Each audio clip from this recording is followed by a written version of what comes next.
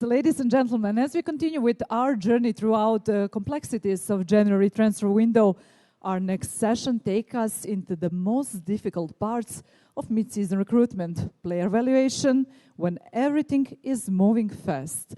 Please welcome Jake Shuster, who will guide us throughout player valuation and scouting in mid-season transfers. Jake, you're more than ready, I can see. Please give one applause. Thank you. Thank you, Lena, and thank you, Edvard, for the invitation. I always enjoy speaking after lunch because if people are taking a nap, it's not my fault. I'm the founder of a company called Gemini Sports. We're on a mission to make player trading and squad planning workflows as easy as listening to music on Spotify. The way that we do that is by unifying workflows and information and communication channels into a mobile application where everyone is on their phone. We do a lot of different things with the clubs that we support. Today I'm just going to talk about less than 1% of that. I often say that we're a workflow company, not an insights company, but today I will share some of our research. I'm not going to be the sixth person today to talk about how January is difficult. We all know this, that's why we're here. But we can talk about some key factors behind that and how we can solve it. So one that I think flies under the radar is almost half of transfers in the summer are free agents or Bosmans. So you're looking at about half of the options that you might have in the winter in 1/3 of the time. What this results in is almost twice as many situations where the transaction is completed at least 25% higher than the value that it should be. Oftentimes, this is how it can feel to ask an opposing club or an agent how much you should be paying for a player. Quick survey, did anyone see this show? No, it might be the wrong audience. I would highly recommend it. Okay. So what makes January an opportunity, right? It's a stoic mindset. The obstacle is the opportunity. And this means that you can grab assets before they become too expensive. So we're probably all currently monitoring a player who is on the rise, who is going to be out of our price range by May or June. And we can make an offer to their selling club today. There are lots of options in markets where the season might have ended already and they're in a different calendar than our own. This is why this is a great time to shop in Brazil or in Mexico. But we still don't know how much we should be paying. Oftentimes, as crazy as it is, clubs tell us that the prices that they're working with are from 3 factors: what the agent says, what the opposition club says, and what is online for free. And we know it's biased. So I'm not here to say anyone in this room thinks that transfermarkt.de is listing good prices, but we'll use it as an anchor for our discussion today. So again, I don't think that there's ever going to be a perfect pricing model. You'll probably see prices on the screen today that are totally different than what you think that player is worth, but you can use some basic calculations as a basis from which to make negotiations. Sometimes I hear clubs saying that they're paying $8 million for a club that our metrics say are worth $2 million. And I say, that doesn't mean that it's the wrong player, but that means that if you think you can sell them for $10 million in 36 months, you're going to be making a 20% profit instead of a 250% profit. So that's a pretty critical decision for you to make. We've made a pricing model based on our player rating, which I'd love to discuss with anyone, but is essentially a league-translated score from 0 to 100 of the player's position, blending both their contributions to the team off the ball and on the ball. And then obvious factors like age, contract length, position, and the value of their team, which has a huge impact on value. We can use this to create a range through which we can have a conversation with the club across the table from us and negotiate from a slightly better position. So let's talk about what leagues we should be shopping in. I'd love us all to just take a moment to read this and then form some opinions. In the red, you see players or percentage of players that are 25% or more expensive than their transfermarkt.de pricing. And obviously then in the dark blue you see the opposite, 25% cheaper than their pricing. I promise this was completely unintentional, but Serbia is actually a great place to be selling players from, not necessarily buying players from. I'm curious, does anyone have an opinion that they strongly disagree with what they see on the screen? I'd love to have a discussion. Which league? Serbia. Why? It is or is not? Yep. Yep, I don't disagree. So you see, I'm not great at math, but I think it's about 25% of the league is severely undervalued. So a quarter of the league is. But what we're representing is more than a third of the league is not. So this is, most of us talk about how most leagues have 2 or 3 good teams, and then the rest are at a completely different level. It depends where you're shopping.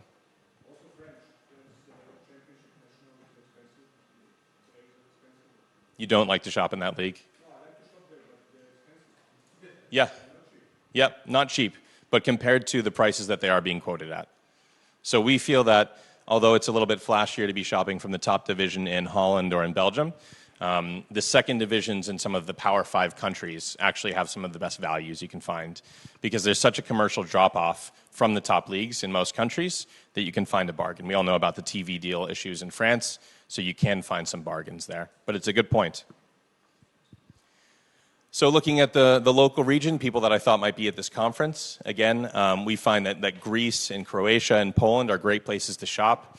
I mean, I think Poland's GDP is going to eclipse the UK by about next week, but they're still a little bit underpriced right now. There's still a lot of bargains to be found. Anyone strongly disagree with something here? I want to learn today. Poland? It's all relative. They do get paid well. So I don't want to create too many arguments today, but I guess I'm on a roll. These are the clubs that we found that have the most players in their squad that are at least 25% overvalued. And these are some players. Again, this is just compared to Transfermarkt. Let's look at the other side of it. I thought it was very interesting that the top club in the country actually has 8 severely undervalued players. I think that this is a very interesting market opportunity that we don't have time for today, that I think bench players at top clubs are some of the most undervalued assets because they're not playing. They're very hard to scout because they don't have many minutes, much data, but they were good enough to make it to that team. So we would call this a distressed asset in finance in the United States. I'm still hoping that my Arsenal signed Rodrigo. I think he could win the Ballon d'Or if he's in the right situation. But nobody's talking about him, right? I saw a lot of shaking heads there. I'm curious, is there anyone looking at these players that thinks that they could go for more money than is in the yellow here? People think that price is inflated.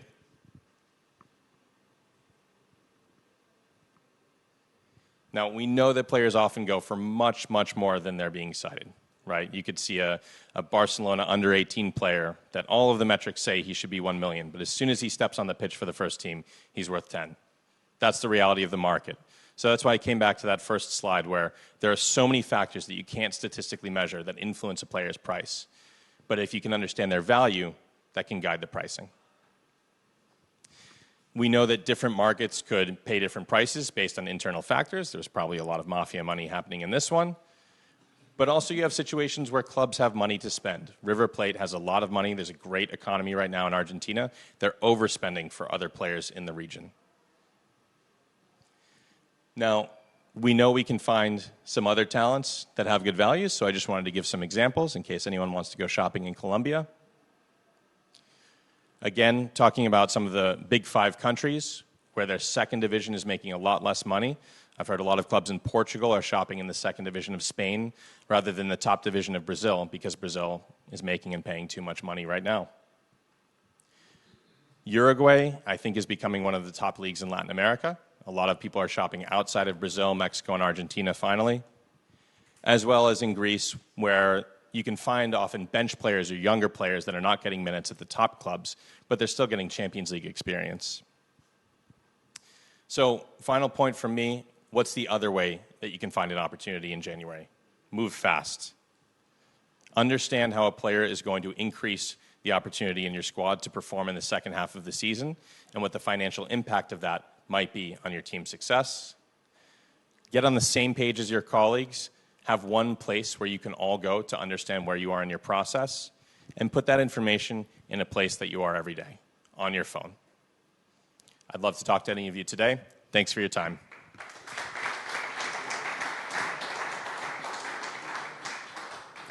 That was so interesting. Let's not stop over here. Do you have any kind of questions, any kind of comments, any kind of examples you would like to share here?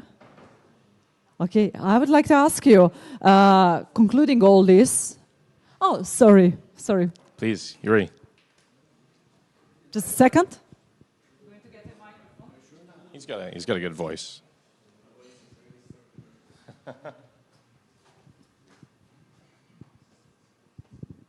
I think that more people want to know how you build your Gemini sport valuation to see and to show that, for example, this value market for this footballer is this one. And maybe, for example, agent sometimes can say, okay, maybe we can close to this one. So for the first question, I would like to understand, and I think all we would like to understand how you build this market value. Later, what do you think about the market value and the agent value and the club value? So I think that there are 3 point difference. Two great questions, Yuri. Yeah, so I think, firstly, I should say I'm happy to share our documentation with anyone. We're not a black box. We're very open source in how we construct it. It's all about the execution that makes the business advantage. So really, the most important factors are our player evaluation. So what's a player going to add to their club? But also undeniably the success of the club. So the ELO rating, the financial firepower. So when users are in our app, actually, they're going to see different numbers from each other, one club and another, because we're adjusting it based on the financial firepower of that club. So it's never going to be more than 25% more than their record signing, for example. But really what we find is that contract length is such an undeniable factor. You can't take it out of the equation. So really it's a combination of those things, and it has to be adjusted to the league. In terms of the agent and the quoted price, I think that is the power of the free market. That is capitalism. So something I could have done a better job of outlining is that we're talking about value. We're not really talking about price, right? So what should you understand this player could be valued to you? Market scarcity is another factor in there. So how many players like that are there that's out there in their position, their age, their price? Because if there's only one player that you're shopping for, that you can shop for, and there's 5 other teams that want them, of course the price will go up. In your market value, you put to the salary contract, the wage, sometimes there is some clauses, no? So do you know these clauses? Do you know exactly, or maybe sometimes you think that this is the clauses? I don't know if you understand. Yeah, no, it's an important question. So, there's different ways to approach this problem, but we believe that a simpler model is better than a complex model with bad data in it. So a simpler model is better than if you have fuzzy data. So I know that there are different products out there that claim to have all the salary information. We haven't found any reliable sources for that, and I don't really believe it's responsible to include that. So you have 2 options. You can enter it as a user, and then it goes into the calculations, or you can just factor it yourself, because of course that's going to be massive, but it's not transparent in this industry yet. Yeah. You had a question? Okay. Any questions from your side? Someone else? Yeah, thank you.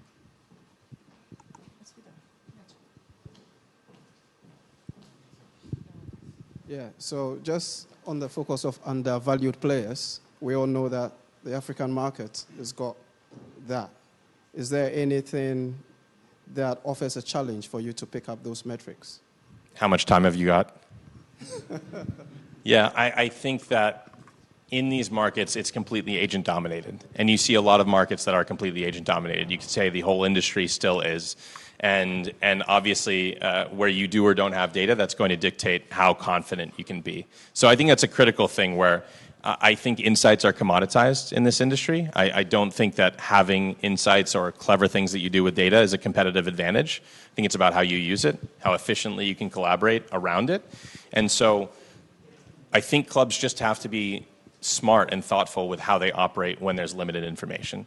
And so I have yet to see a league or a competition in Africa where people feel really confident in the data available and the competitive landscape. And so I think that just means you have to approach it more case by case. But I'm optimistic that in 5 years we'll have a different answer. Awesome. Let's talk. Maybe one more?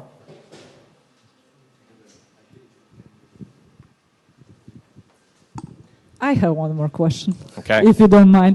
Did you start to like Serbian league while doing this kind of nice research?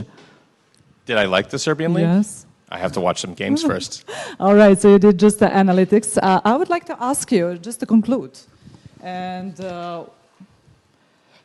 what's the best use case actually of AI in sports by concluding now all this presentation? Yeah, so we've seen a lot of industries transform where there's a lot of information, a lot of numbers. So legal, finance being the two obvious cases. And I'm not really seeing many football clubs truly embrace AI, which is a little bit scary because it's going to be 2026 in a couple of weeks, and right? VR as well. What's that? And VR as well. All of it. All of the different Especially. use cases. Yeah, and even just I think the two most boring but obvious use cases are summarizing all the information that you have on a player into a paragraph and then being able to query your own database, your own scouting reports, your own words that you use to call a position, your own notes that you have on a player, and the metrics that you have on a player. There's not one club on earth that I've talked to that thinks that they've got enough staff, that they've got enough resources to handle all of the information that they have. So I think everybody has to be using AI to move faster. Is it AI spreadly use it? Yeah. In America MLS League? There's a lot of ways in which the United States are behind culturally and in terms of business, but technologically we're doing okay, and I think Europe is a little bit drowning in regulations, and it's time to catch up. Jake, as far as you can see, we really enjoyed your presentation. Please give one more round of applause for Jake. Thank you.